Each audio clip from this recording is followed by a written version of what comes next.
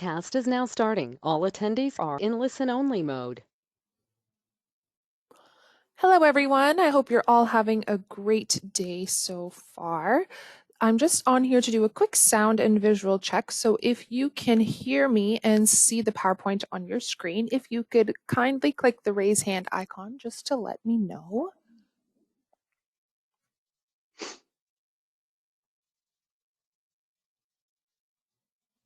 Perfect. Thank you so much, everyone. And we will begin in just a few minutes.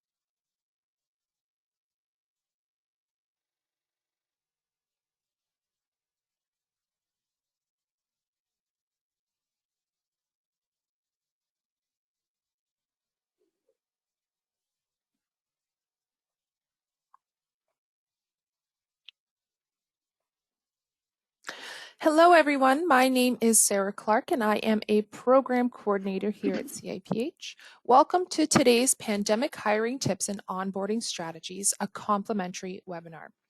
Please note that today's webinar is being recorded, and a link to the recording will be sent out once the recording is available. If you wish to ask questions, please type them into the questions or chat box on the right-hand side of your webinar control panel.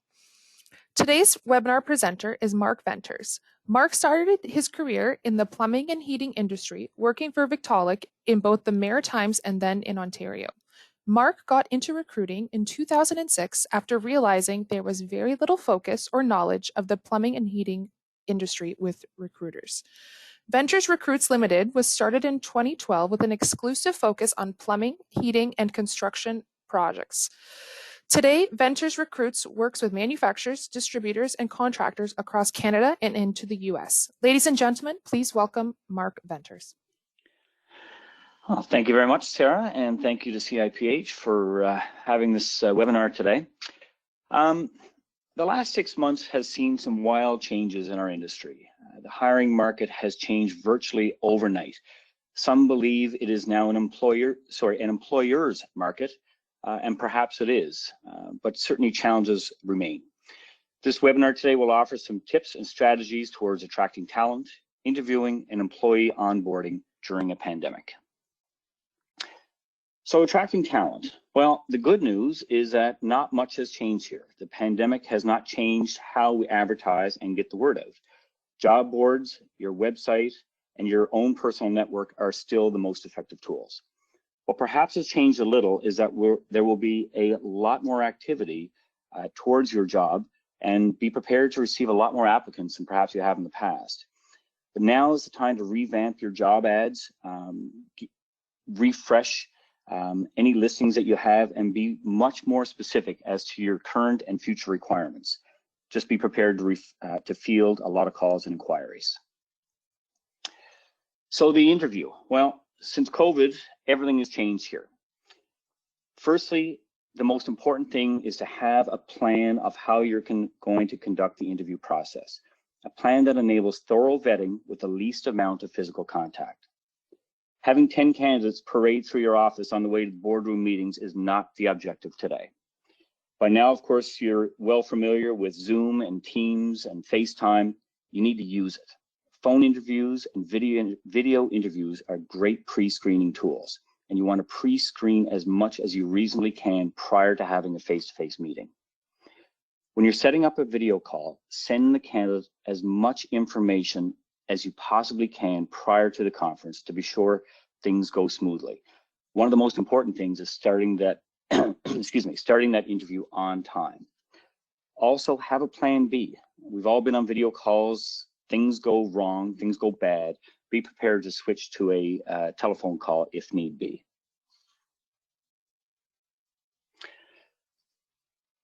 As we said, you are controlling the COVID safety. Prior to the interview, send out an email outlining all of your procedures within your company so the candidate can enter your workspace securely. This should include things which may seem trivial, but you still need to ask them. Have they traveled in the last 30 days? Ask them not to be early, but rather to arrive on time. Bring a mask and use sanitizer when entering the premises. Of course, no handshakes, no fist bumps, maintain social distancing. When you go into that space, invite them to sit in a particular seat that's going to ensure spacing. Be serious about their safety as well as your own. Onboarding. Okay, so this is where things get interesting. So for most of us, onboarding is that first day or so where the new candidate is sitting down with human resources and payroll and getting the ins and outs of starting with the company out of the way. For most people, it feels like a total time waster.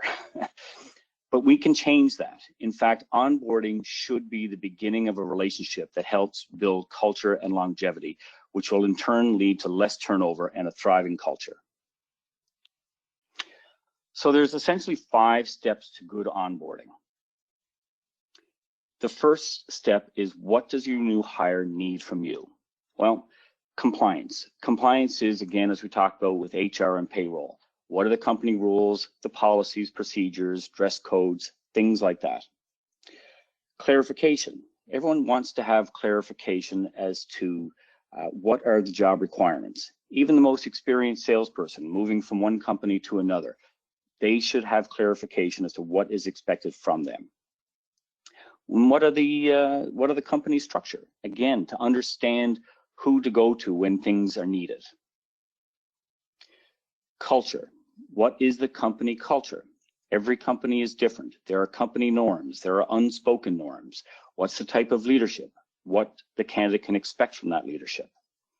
And of course, connection. Successful employees have a strong network within their organization. This is the time to start building those connections. Number 2, begin onboarding early in the hiring process. So when we go back to the interview, we go back to setting up the calls, even having the communication about what to, setting up the video call or what to do when you're entering the premises. All of that is part of onboarding. Start it early and accurately. Onboarding is not a one-time event. Giving your prospective hire a realistic image of the company and the role will greatly aid in expectations that are realized during onboarding and beyond. Build those expectations early and it will build trust. The one thing we often hear from candidates once they've started a job is, what I expected the job to be is not what it's turning out to be. And that should never happen. And if we start the onboarding early in the process, that will never happen. Plan ahead and be prepared. Making that first day, the first week, great, all comes down to planning. Of course, the necessaries of the paperwork should all be ready to go. Employee handbook, tax forms, insurance, payroll. In fact, I prefer to not even see that on the first day. I think most of those things should be emailed in the transition time between sending out and having an accepted offer and the person coming in for the first day. Paperwork is tedious and boring. let's not make it their first day experience. Have their workspace ready. Well, if we still have a workspace, but if we do, have it ready. A laptop, email, software, all those things should be ready to go. If we're giving a cell phone, keys, have all that ready as well. Business cards, have them printed and ready. Silly things, but have a welcome sign at reception. Existing employees should know that person is starting and be prepared to welcome them as well. The more detailed you are in welcoming your new hire, the better that first impression will be. Ooh, I skipped a slide. Well, make it personal. Tell them why you hired them. An employee who's just gone through the interview process, knowing they likely had competition, they want to hear, why did you choose them over others? All of that is going to help build confidence and move them forward to a positive experience. As you said, first impressions matter. And while sorry, I've gone ahead here. First impressions matter. While training is important, you must also create a program that will lead to real projects. Employees want to feel that they are making an impact even on their first day. Inform them of your expectations for that first week, the first month. Tell them how you feel they're going to impact your business. Frame your expectations as a challenge that they can live up to and accomplish. This will build confidence and confirm that they can be successful. And it'll all lead them to be wanting to come back the next day and be excited about this opportunity. Number 5, and possibly the most important, is continuation. So onboarding requires different amounts of input and is often front-end loaded. Over the next few weeks, you want to check in and seek feedback and give feedback. Identify what training is required and offer it. Most employees want the opportunity to grow, and you want to start this process early. And those feedback tools should be formalized. Be consistent in your approach and don't let those new hires fall through the cracks. And in conclusion, remember that job transition is very difficult for both parties. New employees can feel regret if they're not treated well and the structure and inconsistent input is not there. And consistent input is not there. You want to create an onboarding plan today and get prepared for better retention and job performance.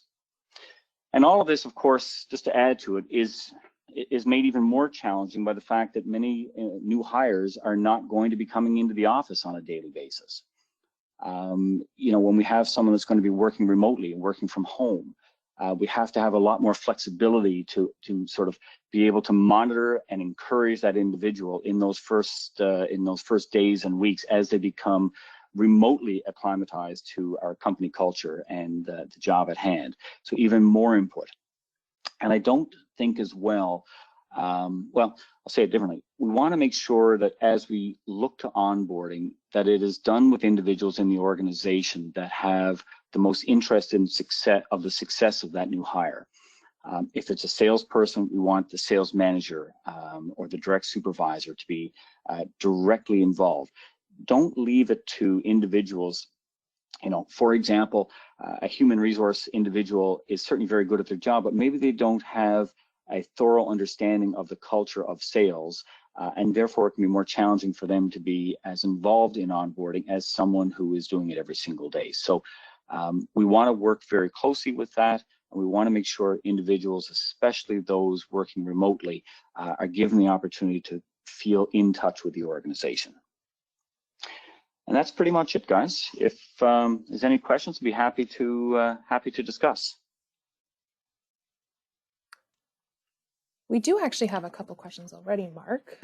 Good. So the first question is, should the interviewer speak about what the company is doing during these COVID times with a potential employee they are interviewing?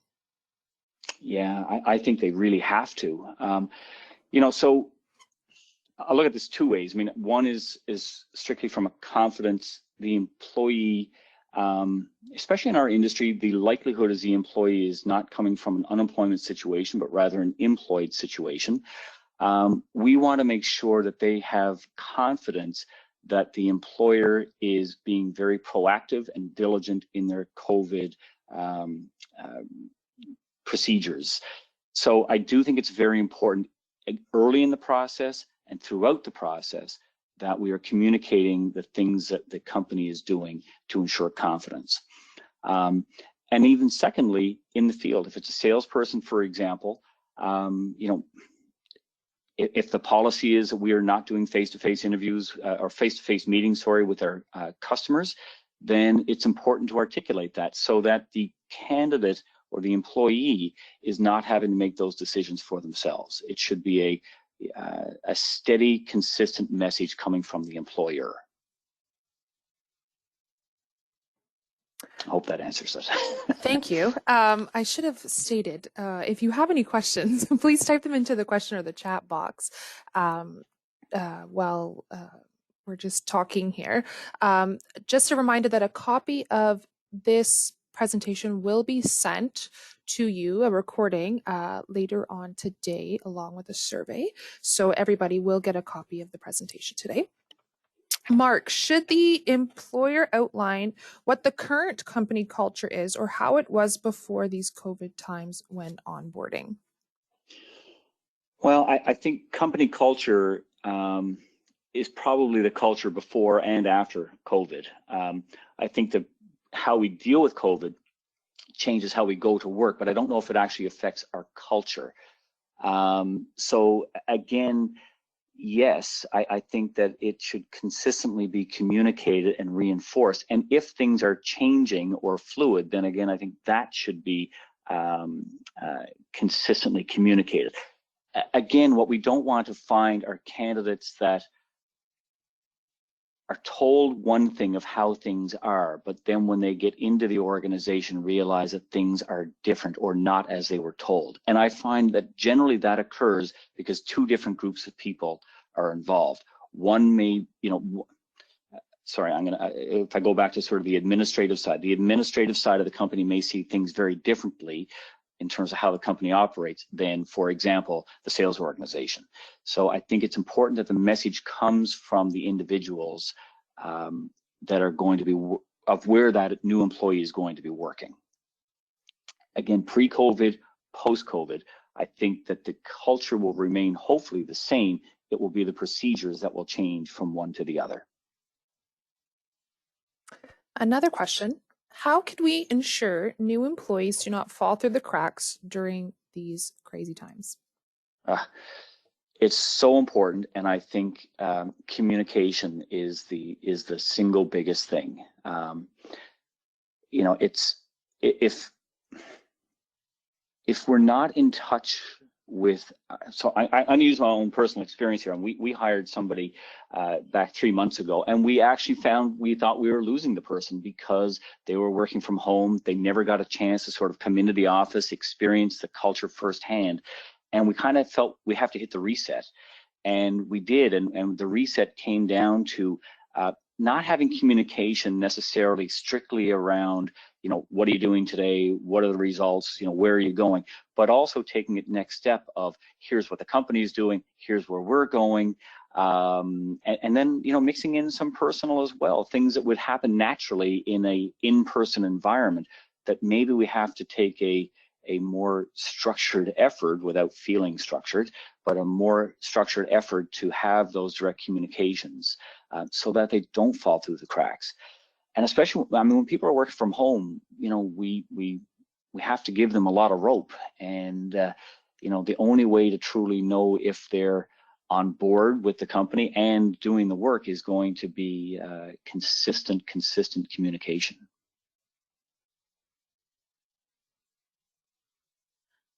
Okay, we do have a couple more questions. Okay.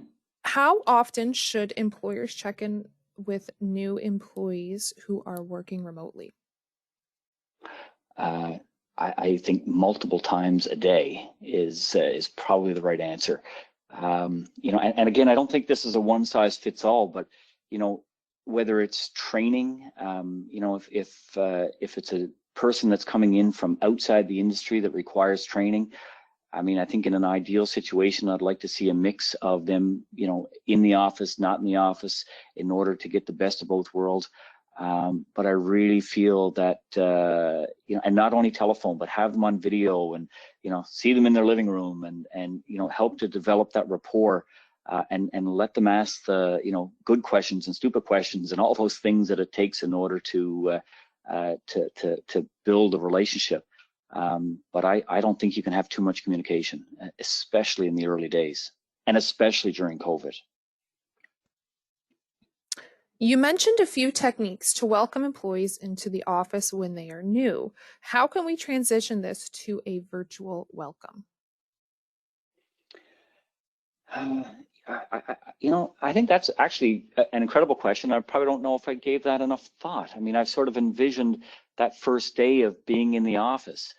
And I know we have had a couple of hires with clients where, they have been hired and then literally, never gone to the office and have been sort of, put out, these were salespeople and they were literally, put out to sell.